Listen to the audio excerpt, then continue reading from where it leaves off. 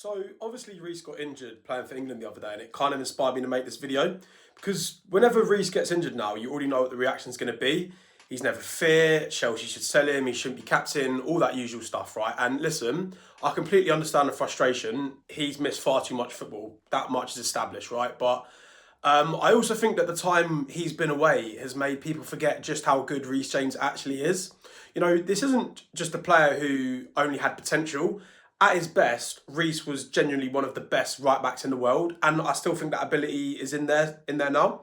So I want to go back through his Chelsea career, talk about how good he became, how the injuries changed the way people see him, and why a Chelsea fan should still firmly be behind him. So I first became aware of Reece when I used to watch the youth team on Chelsea TV back in the day. I'm pretty sure they used to show nearly every youth team game, and it's actually a bit sad thinking about it now because I don't think Chelsea TV is even a thing anymore. But anyway, Reece was coming through around the same time as Callum Hudson-Odoi, Trevor Chalobah, Mark Gay, and George McEachran, Josh McEachran's brother. That generation actually went on to win the FA Youth Cup, and it felt like such an exciting group of players. We obviously had JT and Rubes was starting to break through around that time, but we hadn't consistently seen academy players establish themselves in the first team. I genuinely did think this was going to be the generation that changed that, and especially in Reece's case, it was. We can leave Mason Mount for another video maybe, but Reece is still here now. Lampard coming alongside the transfer ban obviously gave several academy players an opportunity, but Reece wasn't just handed a place because Chelsea couldn't sign anyone. He'd actually earned it. The season before, he was on loan at Wigan in the Championship, and he was absolutely tearing it up. And you've got to remember, this guy was an 18-year-old in his first season of senior football, playing in the Championship against fully grown, experienced professionals. He won Wigan's Player of the Year, and there was actually a guy on my uni course who supported Wigan. He actually told me that Reece was one of the best players they'd ever had. Not just one of their best young players or one of their best loan signings, like one of their best ever players. Obviously, that's just one guy's opinion, but the fact that an 18-year-old could go there for one season and leave that kind of impression just shows you how good he actually was for them. So when Reece came back, there was already a feeling among Chelsea fans who had followed him that this wasn't just another decent academy player. Like, he could actually be Chelsea's right back for the next decade and a suitable Azpilicueta replacement.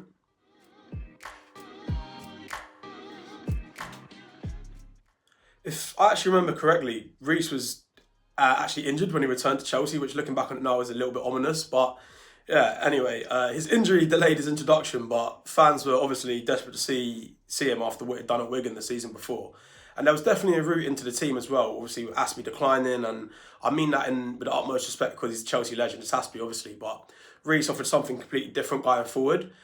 We finally saw him make his debut against Grimsby in the either League Cup or FA Cup, I don't remember, but it was a 7-1 game. Obviously, weaker opposition, yeah, but Reece scored this cute little inside boot curler from about 20 yards out, got 2 assists as well. It was basically the perfect debut for him. Then after that, obviously, he progressively started getting more games, and initially it was like, okay, we know this guy's good, but very quickly it became, hold on a minute, like he actually looks really, really good. He was just class, guys, and he offered something down that right side that we hadn't seen for a while.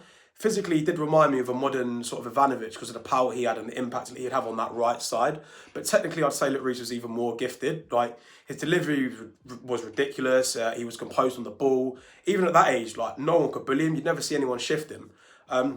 Obviously, there were occasional shaky moments. I remember Lampard experimenting with him in midfield once. I think it might have been against Little Champions League. He got given the runaround a little bit.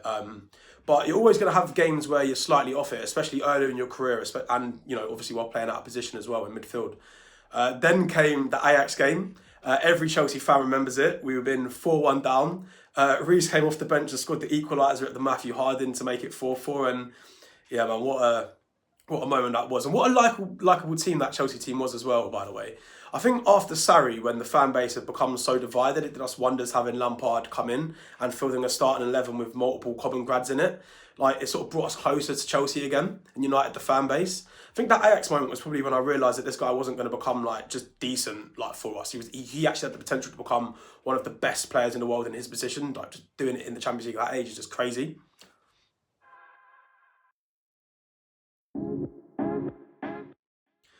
Yeah, so fast forward to Tuchel come in, and this is where Reece went from brilliant young player to genuinely entering that world-class conversation.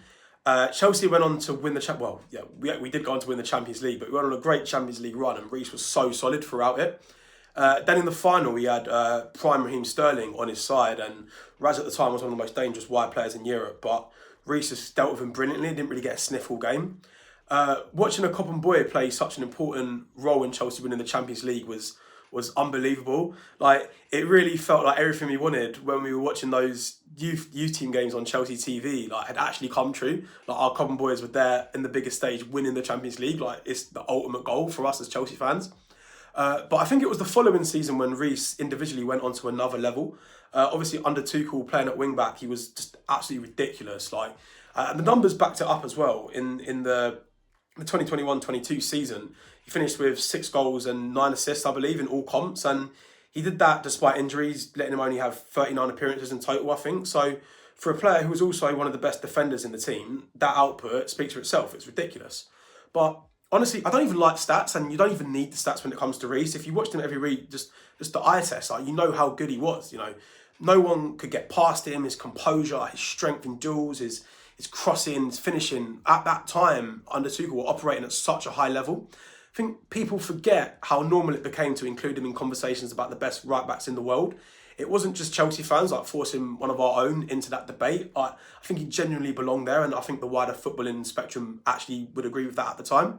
He was basically a cheat code at right back, because you had the defensive ability of a top fullback, but then he would enter the final third and look like an attacker. Like, it was crazy. And the goals, guys, like, bloody hell. You had the finish against Arsenal at the Emirates, the thunderbolt against Brighton, the brace against Newcastle, 2 left foot volleys, well, 1 left foot volley, I think, actually, that was on his right foot. But he was basically deciding games on his own at this point for us. He was like our main attacking weapon. He got the Champions League goals as well, how can I forget? The Juventus bringing it down on his chest, half volley against the keeper, AC Milan near post, and like, he was influencing games at both ends on the pitch, and that's why he was so special. Like, 1 minute he's looking down Rafa Leao, next minute he's going up and smashing the ball in at the near post, you know? Like, I think that's why Chelsea fans viewed him the way we did. Like, when he was fit, he looked like the complete player. And yeah, just looking back on it, thinking about it now, like, he just was so good at that point in time.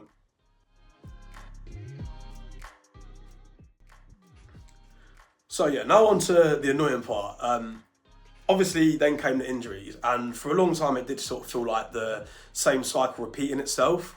Reece would be out, come back, begin looking like himself again, then get injured, and every time he returned, you were just hoping, like, oh, please let this be the final serious one. Please don't let injuries become the story of his entire career and whatnot. But he was in and out so much that the conversation naturally began. You know, he's never fit. How can he be the best right back if he never plays? And in all fairness, as a rational football fan, like I like to think myself as, I do hear that availability does matter, and you can't consistently prove you're the best when you're watching from the stands, if you know what I mean. But I also think the amount of football Reece missed meant a whole generation of football fans never properly understood how good he was. If you didn't consistently watch him around 2020 to 2022, you might only know Reece James as the Chelsea captain who's always injured. You weren't watching him lock down these elite wingers, dominate people physically, then smashed in goals at the other end, and that's the annoying thing, that's the shame of it. Because once a narrative starts in football, it's incredibly easy to repeat, especially for rival fans. Like, Reece isn't playing, and then another right back has 3 good months, and suddenly everyone decides that he's a better player than him, like Timber, for example. But I think what really cements Reece's quality for me is whenever he returns, he rarely looks like he's completely lost it. Because he never really had that Kyle Walker level recovery pace. Like, he was quick, obviously, but he was never like a 95 pace fullback. I think what makes him special is his technique, like intelligent strength, delivery and composure.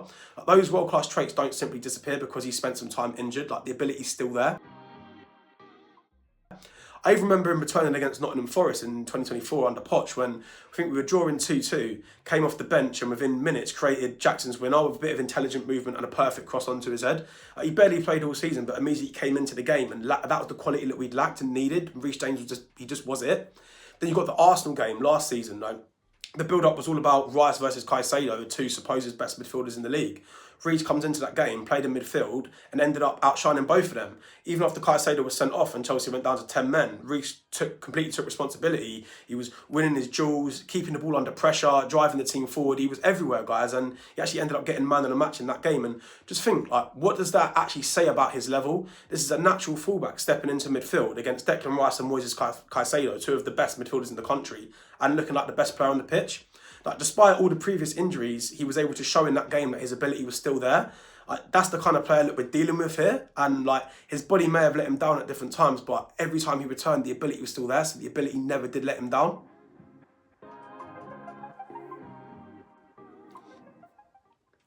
I think for me and for us as Chelsea fans, we keep Reece James. I don't want to hear that he can't be club captain because he doesn't play every single week. Would it be ideal to have your captain available for every match? Yeah, sure. Obviously it would, but the official captain or whoever happens to be wearing the armband at that time isn't the only leader in the football team. Reece should remain Chelsea captain because of who he is, what he represents, and what he's already done for the club. Came through Cobham, he's a Cobham boy. He understands Chelsea, and you can see how much respect other players have for him.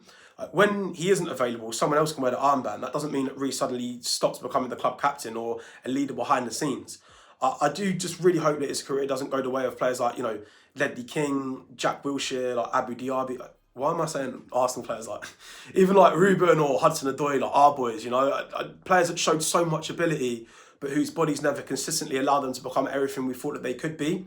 Because when you look at what Reece has already achieved, it's ridiculous. Like Champions League, Club World Cup, Super Cup, I can go on. Like, this isn't a player whose entire reputation is based on potential. He's already played a major role in Chelsea winning the biggest trophies, like as I just said. Reece James is a gem, guys. He's one of the most naturally gifted footballers Chelsea have ever had, and I am so grateful as a Chelsea fan to see him play for our club. We don't know what his body will allow him to do over the next few years. Maybe we'll always have to manage his minutes. Maybe there will be more setbacks. We have to be realistic about that. We obviously need reliable cover, and we can't just construct the entire team around the assumption that he's going to play every game, because the last few seasons have showed that he won't be able to do that. But realistically, being realistic isn't the same as giving up on him. So let's appreciate him while he's still here, because when Reece James does play and he's at his best, he genuinely is the best. So yeah, let's see what the new season brings, guys. Thanks for watching my first video. Hopefully many more to come. Stay behind the boys, stay behind Reece James, and up the Chelsea.